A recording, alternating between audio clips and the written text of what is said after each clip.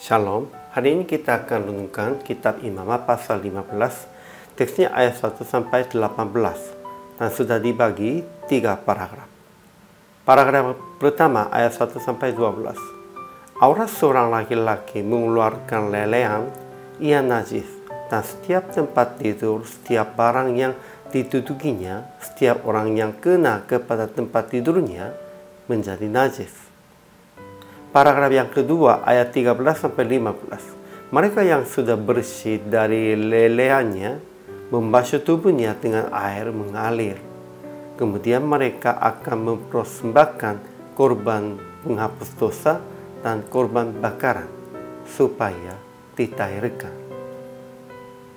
Paragraf yang ketiga ayat 16 sampai 18. Ketika laki-laki tertumpah maninya, ia harus membasuh seluruh tubuhnya dengan air, dan ia menjadi najis sampai matahari terbenam.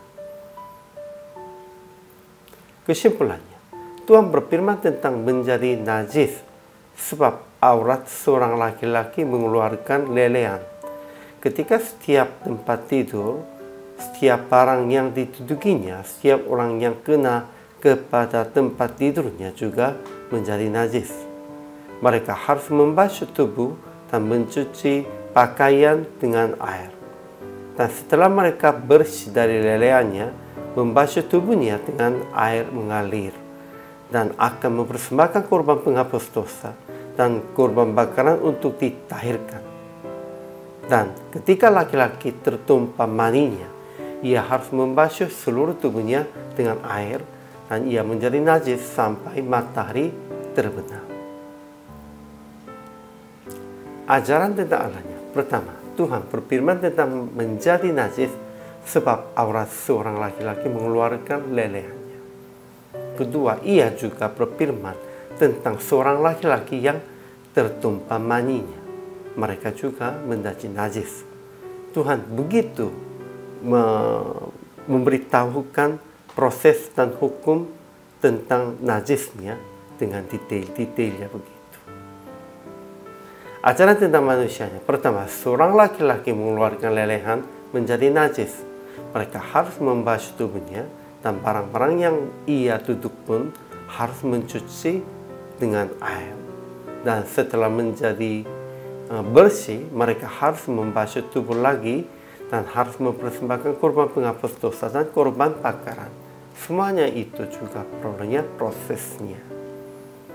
Kedua, laki-laki yang tertumpah mani dan perempuan yang tidur bersamanya juga harus membasuh seluruh tubuhnya dengan air, dan mereka menjadi najis sampai matahari terbenam.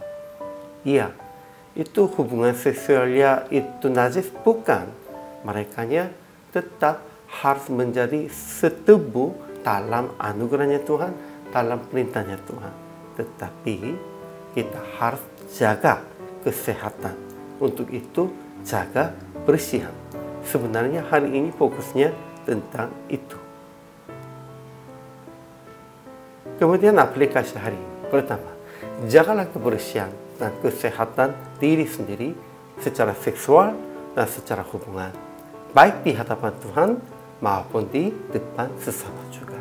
Kita harus membersihkan dan membuat sehatnya tentang hubungan seksual, hubungan orang-orang pribadi juga, hubungan di dalam Tuhan juga.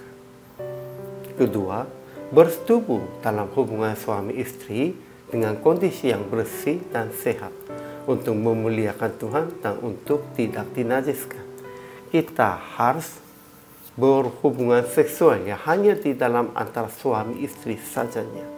Nah, pada waktu itu kita harus berjaga kondisi sehat, bersih.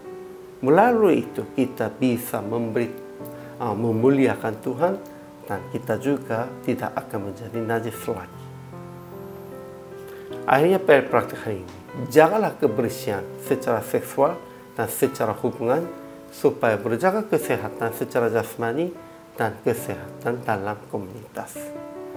Kita harus saling mendukung dan harus saling berjaga kesehatannya, demikian itu.